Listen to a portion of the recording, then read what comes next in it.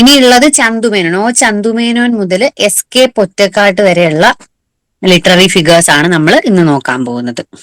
Okay, അപ്പം നമുക്ക് start ചെയ്യാം. ചെറിയൊരു സെഷൻ ആണ്. ഓക്കെ, അപ്പൊ ഫസ്റ്റ് ഓ ചന്തുമേനോൻ ആണ്. ബർത്ത് ടു ഡെത്ത് പീരീഡ് എന്ന് പറയുന്നത് 1847 to 1899 ആണ്. ഓക്കെ, അപ്പം ഓ ചന്തുമേനോൻ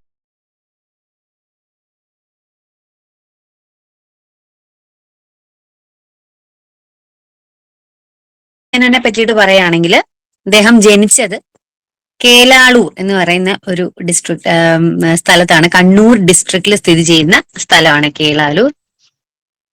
അദ്ദേഹം ജനിച്ചത് ജനുവരി 9, 1847 ആണ്. അദ്ദേഹത്തിന്റെ യഥാർത്ഥ പേര് ഒയ്യാരത്ത് ചന്തുമേനോനാണ്. ഓക്കെ, ഇപ്പൊ ഓ എന്നുള്ളതിന്റെ ആ ഒരു അബ്രിവിയേഷൻ എന്താണ്? ഒയ്യാരത്ത് എന്നുള്ളതാണ് കേട്ടോ. He was A Malayalam language novelist, author of Indulekha. അപ്പം ഇമ്പോർട്ടന്റ് ആണ് ഇന്ദുലേഖ എന്ന് പറയുന്ന നോവലിന് ഒരു പ്രത്യേകതയുണ്ട്. ഏറ്റവും ആദ്യത്തെ മേജർ നോവലാണ് മലയാളത്തിലെ. 1889 ഈ ഇന്ദുലേഖ എന്ന് പറയുന്ന ഒരു നോവൽ പബ്ലിഷ് ചെയ്യപ്പെടുന്നത്. ഓതർ ഓ ചന്തുമേനോനാണ്, ഓർത്തു വയ്ക്കുക. Also, he attempted to fashion the work after English novels popular during those days and depicted the love and life of an upper caste woman and her destiny. അപ്പൊ അദ്ദേഹത്തിന്റെ ഒരു literary സ്റ്റൈലാണ് പറയുന്നത്. എങ്ങനെയുള്ള style of novel and stories ആണ് അദ്ദേഹം ചെയ്യുന്നത്. ഇപ്പോ അദ്ദേഹം അപ്പർ കാസ്റ്റ് വുമന്റെ ലവ് ആൻഡ് ലൈഫിനെ ബേസ് ചെയ്തിട്ട് അതിനെ ഡെപ്പിക്ട് ചെയ്തിട്ടുള്ള ധാരാളം ഇംഗ്ലീഷ് നോവൽസ് ചെയ്തിട്ടുണ്ട്. അതേപോലെ തന്നെ ഫെഡുവലിസം, പോളിഗമി, കാസ്റ്റ് ഓപ്പറേഷൻ ഇങ്ങനെയുള്ള സബ്ജക്ട്സിനൊക്കെ പറ്റിയിട്ട് അദ്ദേഹത്തിന്റെ നോവൽസ് ഉണ്ടായിട്ടുണ്ട്. രണ്ടാമത്തെ അദ്ദേഹത്തിന്റെ നോവൽ എന്ന് പറയുന്നത് ശാരദയാണ്. അപ്പം അതിന്റെ ഫസ്റ്റ് പാർട്ട് പബ്ലിഷ് ചെയ്തിട്ടുള്ളത് 1897 ആണ്. അപ്പൊ ആദ്യത്തേത് ഇന്ദുലേഖയായിരുന്നു, 1889 ആയിരുന്നു. നെക്സ്റ്റ് ഏകദേശം 3 വർഷം കഴിഞ്ഞപ്പോൾ ശാരദയുടെ ഫസ്റ്റ് പാർട്ട് ഇറങ്ങി 1892. ഇപ്പൊ 2 ഭാഗമായിട്ടാണ് ഈ ശാരദ ഇറങ്ങിയിട്ടുള്ളത്. അപ്പം അദ്ദേഹം ഇതിന്റെ മുഴുവനും കംപ്ലീറ്റ് ചെയ്യാൻ അദ്ദേഹത്തിന് സാധിച്ചില്ല. ഓക്കെ, അതൊന്ന് ഓർത്തു വെക്കുക. അപ്പം ഏത് നോവലാണ് ചന്തുമേനോൻ മുഴുവൻ കംപ്ലീറ്റ് ചെയ്യാൻ പറ്റാഞ്ഞ നോവൽ, അങ്ങനെയൊക്കെ പറഞ്ഞിട്ട് ചിലപ്പോൾ ചോദ്യം വരാം. പേരൻസ് ചന്തു നായർ ഇടപ്പടി, അതേപോലെ തന്നെ പാർവതി അമ്മ ചിറ്റേഴത്ത്. ഓക്കെ, അദ്ദേഹം മരണപ്പെടുന്നത് 7 സെപ്റ്റംബർ 1899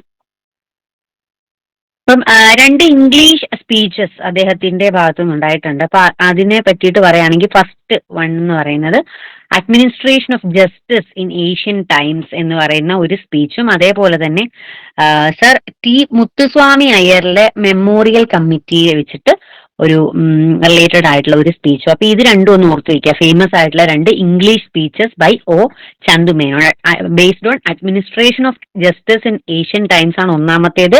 രണ്ടാമത്തേത് sir T Muthuswamy Iyer memorial കമ്മിറ്റിയുടെ അണ്ടറിൽ ചെയ്ത മറ്റൊരു സ്പീച്ച്.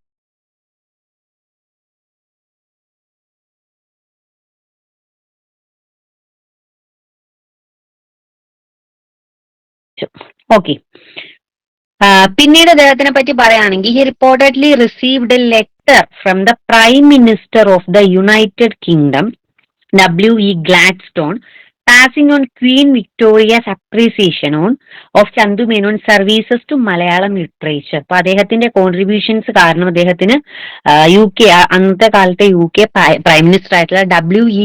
ഗ്ലാഡ്സ്റ്റോണിന്റെ കയ്യിൽ നിന്ന് ഒരു ലെറ്റർ കിട്ടിയിട്ടുണ്ടായിരുന്നു. ഓക്കെ, ഇത് 1892 ഈ ഒരു ലെറ്റർ റിസീവ് ചെയ്യുന്നത് അദ്ദേഹം. ഓക്കെ, അതേപോലെ തന്നെ ഗവൺമെന്റ് ഓഫ് ഇന്ത്യ അദ്ദേഹത്തിന് റാവു ബഹദൂർ എന്നുള്ള ഒരു ടൈറ്റിലോടെ കൺഫർ ചെയ്തിട്ടുണ്ടായിരുന്നു 1897.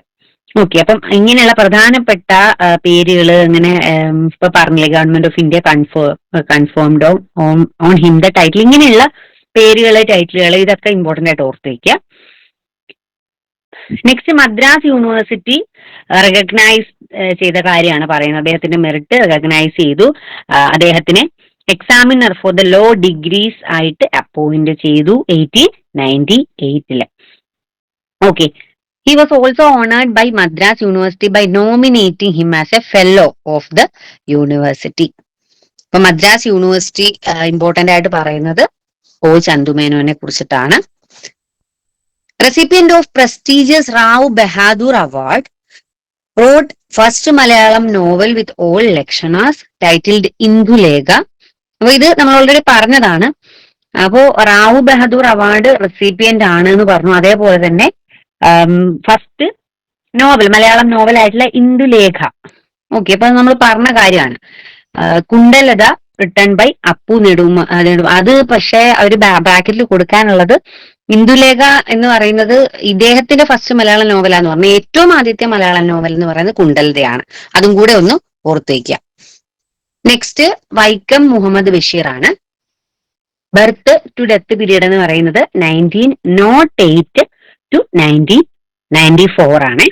അപ്പൊ വൈക്കം മുഹമ്മദ് ബഷീറിനെ പറ്റിയിട്ട് എല്ലാവർക്കും നല്ല പരിചയം കാണും അല്ലെ. അദ്ദേഹത്തിന്റെ ഫേമസ് ആയിട്ടുള്ള നോവൽസ് ഒക്കെ നമുക്കറിയാം, ഫിലിംസ് ഒക്കെ ഇറങ്ങിയിട്ടുണ്ട്. അപ്പൊ നമുക്ക് കുറച്ചുകൂടെ പരിചിതമായിട്ടുള്ള ഒരു മുഖമാണ്. ഡേറ്റ് ഓഫ് ബർത്ത് 29 January 1908 ആണ്. അപ്പൊ ഇദ്ദേഹത്തിനെ പറ്റിയിട്ടുള്ള ക്വസ്റ്റ്യൻസ് റിപ്പീറ്റഡ് ആയിട്ട് നമ്മുടെ നോർമൽ PSC ക്കൊക്കെ ചോദിക്കാറുണ്ട്. അപ്പം നിങ്ങളുടെ ഭാഗത്ത് നിന്ന് ആണെങ്കിൽ തന്നെ നമുക്ക് ഇമ്പോർട്ടന്റ് ആയിട്ട് ഓർത്തിരിക്കേണ്ട ഭാഗങ്ങളാണ്. അദ്ദേഹത്തിന്റെ ഡെത്ത് പീരീഡ് 1994 ആണ്. കറക്റ്റ് ഡേറ്റ് 5 ജൂലൈ ആണ്.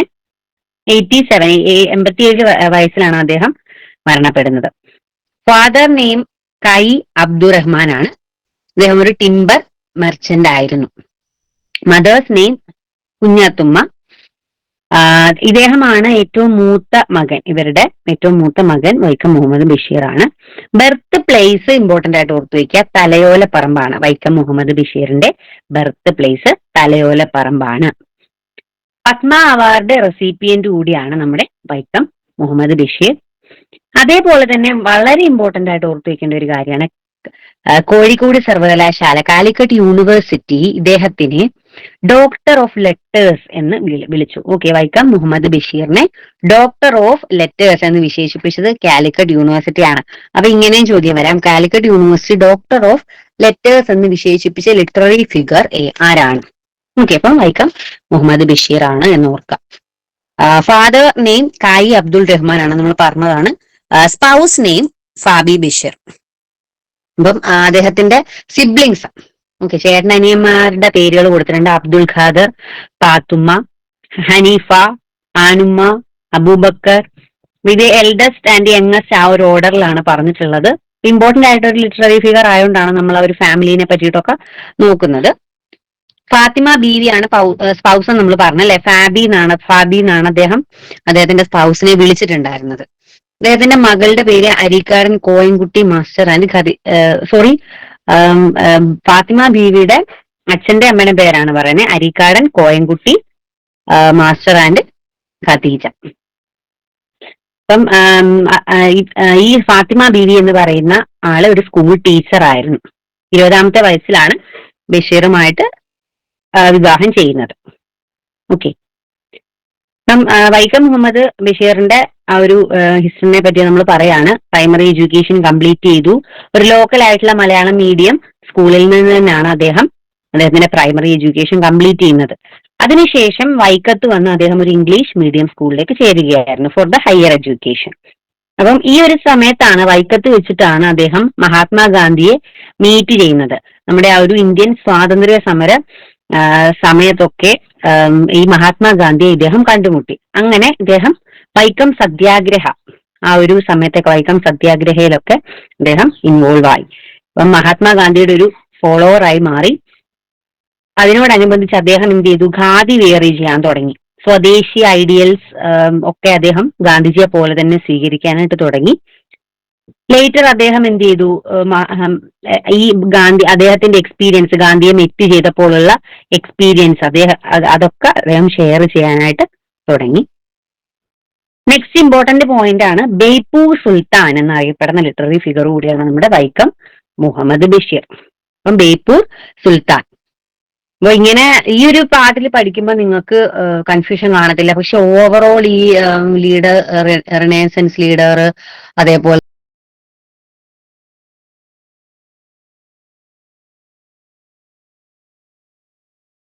തന്നെ എന്താ ലിറ്റററി ഫിഗേഴ്സ് എല്ലാം കൂടെ വരുമ്പോൾ ഡൗട്ട് വരും.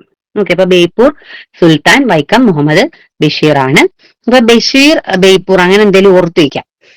അദ്ദേഹത്തിന്റെ ഫേമസ് ആയിട്ടുള്ള വർക്കുകൾ എന്ന് പറയുന്നത് ബാല്യകാല സഖി, ശബ്ദങ്ങൾ, പാത്തുമ്മയുടെ ആട്, മതിലുകൾ, ജന്മദിനം, അനർഘ നിമിഷം, ഇങ്ങനെയുള്ള ഒരുപാട് വർക്ക്സ് അദ്ദേഹത്തിന്റെ ഭാഗത്തുനിന്ന് ഉണ്ടായിരുന്നു. അതിന്റെ ഫേമസ് ആയിട്ട് നമ്മൾ ഓർത്തു വെക്കേണ്ട കുറച്ച് നമ്മൾ പറയുന്നുണ്ട് next സ്ലൈഡ്സിൽ. Government of India awarded him the fourth highest civilian honor of the Padmasri. അപ്പൊ പത്മശ്രീ റെസിപ്പിയന്റ് ആണ് വൈക്കം മുഹമ്മദ് ബഷീർ. അദ്ദേഹത്തിന് പത്മശ്രീ കിട്ടിയ ആ ഒരു ഇയർ ഓർത്ത് വയ്ക്കുക 1982-ലാണ്. Okay, he was also recipient. അദ്ദേഹത്തിന് കിട്ടിയ മറ്റ് അവാർഡുകളെ പറ്റിയിട്ട് പറയുന്നുണ്ട്. സാഹിത്യ അക്കാദമി ഫെലോഷിപ്പ് റെസിപ്പിയന്റ് ആണ്. കേരള സാഹിത്യ അക്കാദമി ഫെലോഷിപ്പ് കിട്ടിയിട്ടുണ്ട്. അതേപോലെ തന്നെ Kerala state film award for best story, ഏറ്റവും നല്ല സ്റ്റോറിക്കുള്ള Kerala state film award recipient കൂടിയാണ് വൈക്കം മുഹമ്മദ് ബഷീർ. ഇതുകൂടാതെ വള്ളത്തോൾ അവാർഡ് ജേതകനാണ്. 1993-ലാണ് അദ്ദേഹത്തിന് വള്ളത്തോൾ അവാർഡ് കിട്ടുന്നത്. ഓക്കെ, അപ്പൊ വള്ളത്തോൾ അവാർഡ് ഇമ്പോർട്ടന്റ് ആണ്. 1993 ആണ് ഇയർ ഓർത്തു വയ്ക്കുക. പത്മശ്രീ 1982 ആണ്.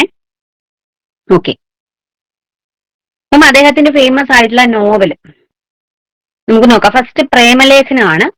പ്രേമലേഖനം എന്നുള്ള ഒരു നോവൽ അദ്ദേഹം എഴുതിയത് 1943-ലാണ്.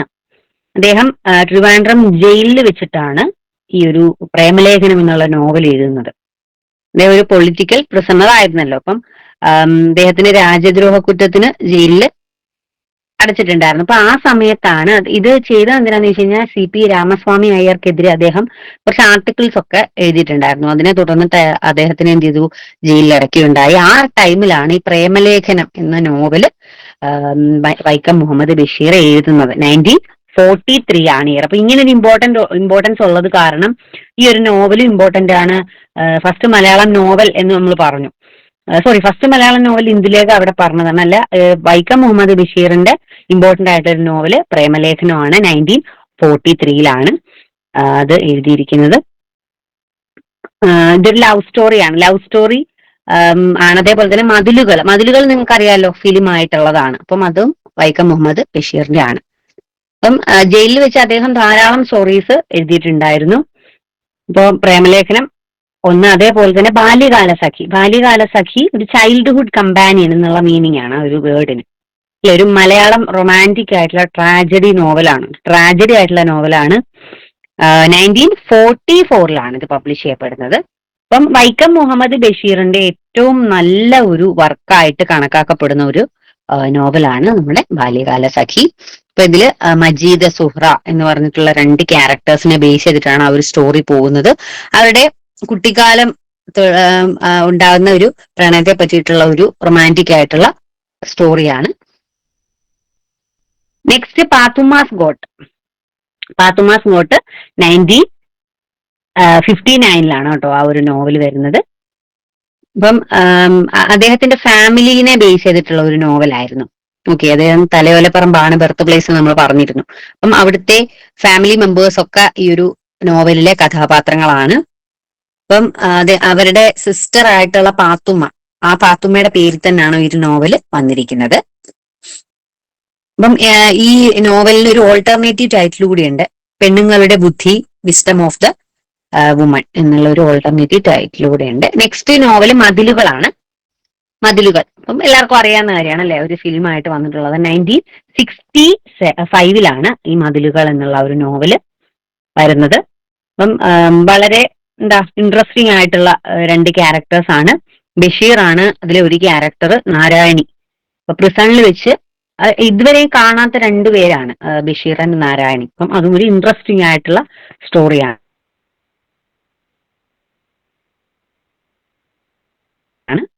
Between A huge